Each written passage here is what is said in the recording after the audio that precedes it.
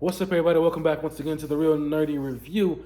If you're new to this channel, do you boy a huge favor, make sure you hit that like and subscribe button so you can stay up to date on all future content here on your boy's channel.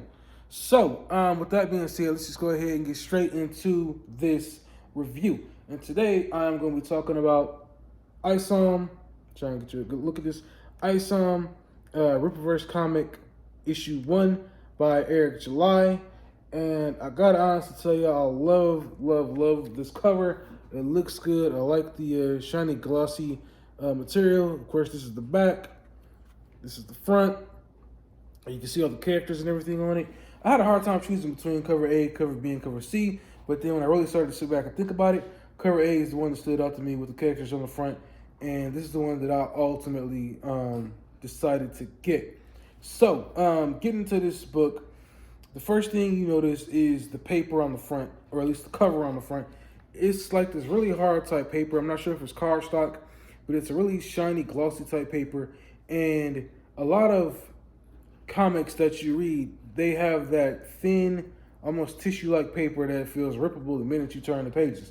In this comic book, it does not feel like that at all. Even the pages on the inside, they're not that cheap, flimsy paper. It's a real, it's a glossy kind of paper, but it's a nice tough paper. It's not anything that's gonna fall apart the minute you turn a page.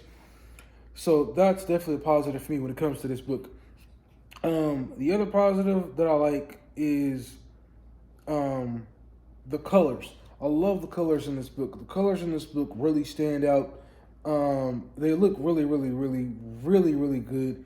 So my hats off to my hats off to Eric July and his team for putting this together because they did a really good job with these colors. It looks really good. When I'm reading what each of the characters are saying, when I'm looking at the pictures and everything, it just looks good and everything comes out really smooth. That's another positive I have for this thing.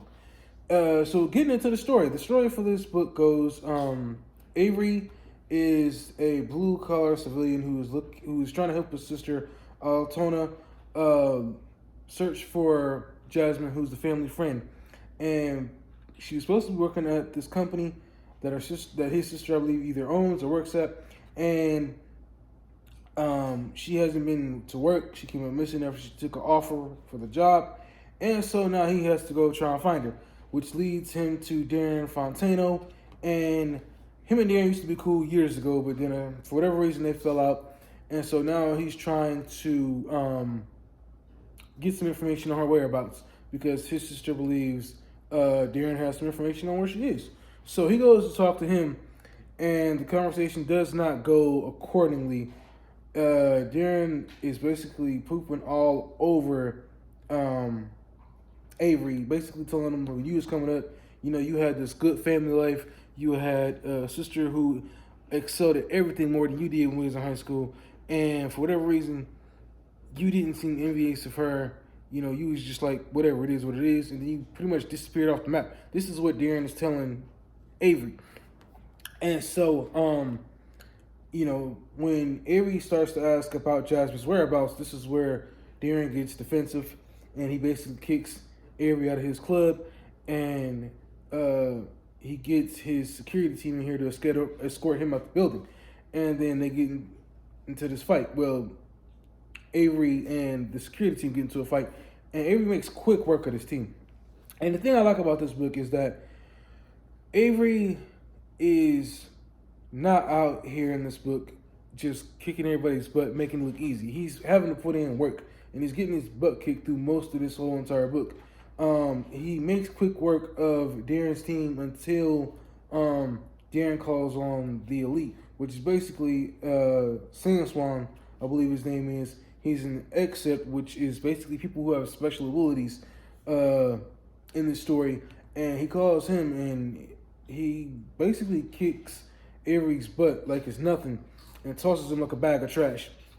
So that happens. And then eventually he gets into Yara, and then, she kicks his butt and tosses him like a bag of trash. So he basically is getting his butt kicked. They're not making it easy for him at all. There's a bunch of other things that happen in between the beginning and the end, which is a bunch of extra stuff. I wouldn't say it's really important, but it's a bunch of extra stuff that happens. That's just my opinion on it. There's some other excerpts in here who have special abilities that you will also see. I will try not to give too much away. This is a spoiler review, but I'll try to leave as much as I can to your imagination. That way you can read this for yourself and get your own 1-2 on it, if you know what I mean. So he goes back to see his sister after he gets into it with Sandstorm again, and kicks his butt this time, and basically just let her know what's up. Like, hey, I got in touch with Jasmine. She's fine, but she's not fine. Something's going on. She's definitely in deep with Darren Fontano, and Darren Fontano is basically putting the word out that he's going after Avery by going after his family. So it's something serious, and the dialogue between Avery and Darren Fontano is something serious. Like the dialogue between each of these characters is really good. I really like Avery's sister. She's really cool. You know, she's down to earth. I like how human they make the characters in this book, at least some of them anyway, especially with Avery and his sister. You know, Avery isn't out here being a superhero by night and a regular blue-collar civilian by day. He stepped away from the superhero life for whatever reason, and he's just a common rancher doing his thing. So, you know, he's out here just living his life, doing his thing. He's not out here doing anything extra. So, yeah, there's a lot of things in here that I really like. Like I said, I'm not going to ruin too much for y'all. I want you to read this for yourselves and get y'all 1-2 on it. I'm trying to see if there's anything that I possibly could have missed. Oh, yeah. So then Avery goes to this guy, I can't remember his name, to get his old suit back. And the guy gives him his suit back, I believe, with no strings attached. But his business has grown since just making suits, where he's making suits for not just people of this city, but I believe for people not of this earth, aliens, of course. And so he gives Avery a suit back, and that's basically kind of where the story ends. There's some other things that happen at the end of the story that I want y'all to just read and take in for yourselves, because I do not want to spoil this for you. I will say the end part for me is probably one of my most favorite parts, because I'm really curious about what goes on at the end of the story and these characters that you will read about. But for the most part, I really like this book. Like I said, the colors are really cool. The dialogue between the characters is really good. I cannot wait to read issue 2 eventually when we get it. There is one thing I wanted to point out while I'm talking about this now. There's a page in here that was, I guess, put in here an advertisement, and I guess it got people's feathers ruffled. I guess it's Eric July's wife's company, and it's like not like a clothing company, but like a jewelry company. And it's one damn page. It's not like 2 or 3 or 4 or 5 pages in this book. It's one page, and that's it. It didn't bug me at all. I looked at it, said cool, and then I kept it moving. And people are really losing it over this one page of an advertisement. The stuff looks good. I would definitely buy some of the stuff for my wife if she was interested, and, you know, go on from there. But back to the comic book. Like I said, the colors are really good. The story is just really cool. There is maybe 1 or 2 pages in here that are my favorite page, and I'm going to just read it for you right now.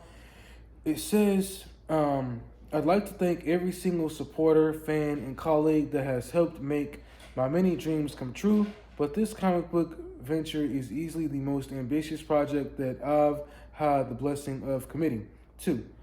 The state of the American comic book industry has been in an unfortunate spot, and I wanted to be part of the solution. This subculture has given me countless memories, stories, and has been a bridge to lifelong friends. I will not stand idle as bad actors attempt to run it into the ground. So here's something for every long-time customer that went to the comic book shop every Wednesday. For all of the people that have watched their favorite franchises be hijacked, for each person that always wanted to get into an ever-expanding universe but just didn't know where to start, and for all of those that simply want to invest in creators that don't hate them. Welcome to the Rippaverse. This is the launching pad and just the beginning. I hope you enjoy Isom, this story, and the other characters that are introduced in this book. Eric D. July. That was one of my favorite things to read. That really spoke to me. I cannot wait to read more of more of the Isom Rippaverse comics, especially issue 2 when it comes out. And that's basically the whole thing about the story. Basically, he's just going through this book trying to find his family friend, which he does find her, but obviously she doesn't want his help. And, you know, it just shows him that something serious is going on with her, and he's trying to get to the bottom of it, but he can't do it as himself. He has to do it as his superhero moniker, Isom. And we don't really know what his powers are. They aren't really showed here in the book. So that's something else that's really interesting. That this book is a slow burn. You know, it's not something that is happening. There's not a lot of stuff happening really fast. It's a slow burn story that I really enjoyed. I think a lot of y'all are going to really like it. And yeah, that's basically the big news about this book. I'm trying to think if there's anything that I'm possibly missing. There are a couple things I do have nitpick issues with. This book is basically I want to say is an introduction to these characters. You see Yara, you see the Alpha Core, but you don't really know why they're doing what they're doing. You don't know what the story is or what the motivation is. They're just here, you know what I mean? And so it definitely kind of leaves a bad taste in my mouth because I wanted to know more about Yara and more about the Alpha Core to see what their motivation is. So I guess we got to wait until the next issue to find out what it is. The other thing also, the reason I'm glad I got this issue is that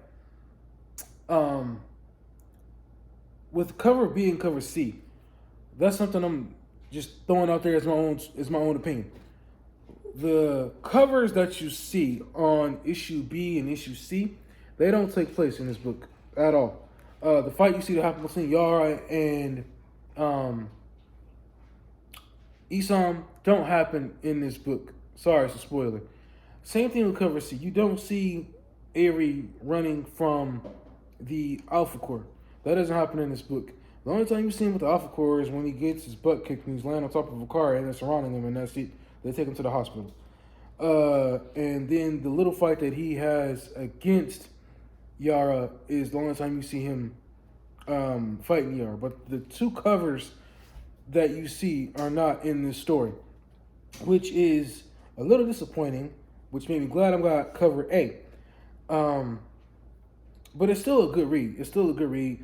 And maybe down the line when you get issue 2 or issue 3, maybe we'll definitely get those two fight scenes in those issues, maybe issue 2 or issue 3. But I definitely feel like if you were going to put a cover on this book, it definitely probably should have been Sand Swan and Isom, because that's basically the big fight that happens, and maybe something else, but that's just my opinion on it. Let me know what you guys all think about Isom issue 1, the Rippaverse comic by Eric July and his team. I can't thank y'all enough for getting this out to me in this box that came perfectly as it possibly could. I've seen a lot of people post about it on social media, and look like they all got their comics in the same condition, in good condition. Again, I wish I would have got the Rippaverse cards. That way I could have at least put those up, or just saw the information on the back that had to do with the characters, because I think that would have been really cool. But like I said, about everything that I've talked about on my channel, trying to go into this Isom Rippaverse with an open mind, because I think it's the best way to go about it. It's a new adventure, and it's a great cover, great back, great colors popping all over the story. So I definitely don't think you'll be disappointed if you have an open mind about it. If you go into it with high, crazy expectations, you may be disappointed. And for me, every time I get done reading this comic book, I'm always putting it right back here in the plastic, and I'm always putting it right back here in the plastic, and right back here in the box. That's just me. Hopefully this thing makes it big where it is a collector's item someday. Again, I wish I would have bought two of these, one for keeping and one for as a collector's item, and the cards. But hopefully we'll have a contest and I'll be able to get my hands on some of those one day. Well, anyway, that's the end of this review. Post your comments down below. Let me know what you all think about Isom Rippaverse comic issue 1. Make sure you like and subscribe to my channel. I'm on the road to 700 YouTube subscribers. I appreciate all of y'all, and I'll see you in my next video. Peace. We out.